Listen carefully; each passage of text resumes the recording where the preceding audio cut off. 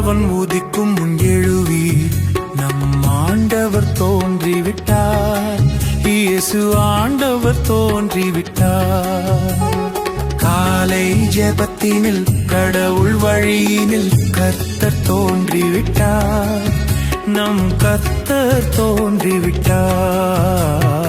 ஆதவன் உதிக்கும் முன் எழுவி, நம் ஆண்டவன் தோன்றிவிட்டார், இயேசு ஆண்டவர் தோன்றிவிட்டார்.